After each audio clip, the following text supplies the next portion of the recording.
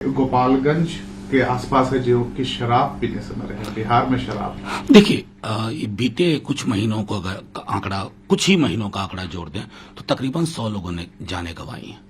और ये मैं नहीं मानता हूं कि इसको सिर्फ ऐसे ही जाने चली गई। ये एक सिंडिकेट है, माफी के साथ कहता हूं, ये सिंडिकेट है जो गांव देहात से लेकर पटना के ऊपर सत्ता शीर्ष पर बैठे हुए लोग चला रहे हैं। हमने अभी चुनाव में देखा किस प्रकार शराब का कारोबार चल रहा था। तो जाहिर तौर पर ये जो मद्य निषेध और शराबबंदी के नाम पे नौटंकी है और इस सिंडिकेट के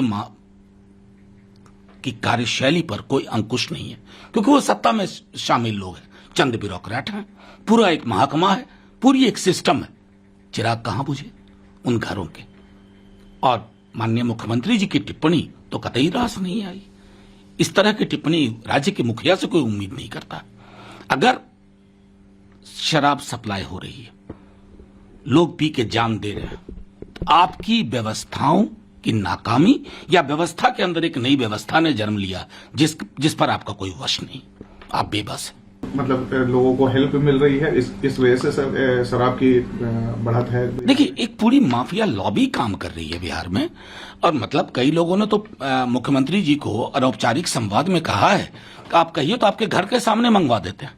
तो ये कौन सा सिस्टम डेवलप हो रहा, ये किस तरह की चीजें बिहार में देखने को मिल रही हैं। तो जाहिर तौर पर ये जो मैं कह रहा हूं लगातार कि एक सिंडिकेट है और इस सिंडिकेट का इन्वॉल्वमेंट सत्ता के साथ है। केदारनाथ में है और 130 करोड़ रुपए का एक स्टेचू है, वो वहां पे अनवेल किया और साथ में वो 5वीं बार केदारनाथ गए हैं। जाहिर तौर पर प्रधानमंत्री हैं, कहीं भी जा सकते हैं। केदारनाथ तो खैर बहुत ही एक महत्वपूर्ण तीर्थ स्थल है। मेरा मानना है कि प्रधानमंत्री जी जब केदारनाथ जाएं, क्योंकि तो एक नजर उन चीजों पर भी पड़नी चाहिए जो मैं लगातार कह रहा हूं कि कोविड की महामारी ने हमारी बेबसी, लाचारी सामने रख दी। उस पर एक दिया उनके नाम जले, जो अनअटेंडेड मौतें हुई, अनएक्नॉलेज्ड रही, तो जाहिर तौर पर एक मुल्क के रूप में हमारी संवेदनाओं को और बल मिलता। राज्यों के कटौती के बाद कम कर रहे हैं, क्या अब डीजल पेट्रोल के एक्साइज ड्यूटी कम करना भी एक राजनीतिक और चुनावी प्रचार का? ये तो बिल्कुल, ये तो देखिए, जो लोग कल तक कह रहे थे कि ये चीजें नियंत्रित नहीं हो सकती हैं, जो लोग कल तक ये कह रहे थे कि इस पर कोई सरकार का वश नहीं है, तो एक झटके ने, चुनावी झटके ने आपकी नीति और नियत में थोड़ा तो बदलाव ला दिया।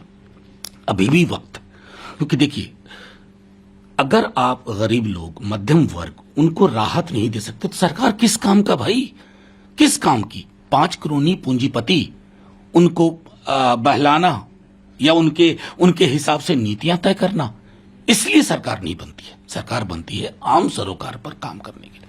अभी भी मैं मानता हूं कि आपको फर्दर रिडक्शन करना चाहिए पेट्रोल और डीजल में, क्योंकि इसकी वजह से इसका कास्केडिंग इफेक्ट पड़ता है और कई चीजें जो लोगों की थाली से काफूर हो गई हैं, उड़ गई हैं, उसके पीछे इन कीमतों का भी हाथ है। किसान नेता का बयान है कि अगर 5 साल सरकार चल सकती है तो किसान आंदोलन क्यों?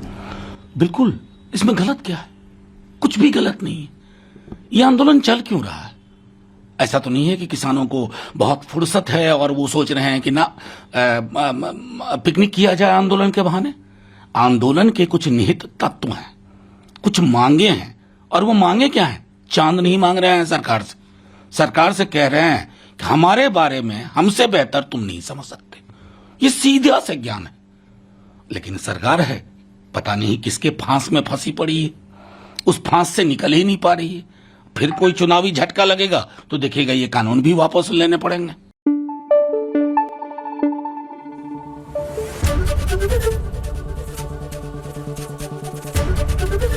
एबीपी न्यूज आपको रखे आगे।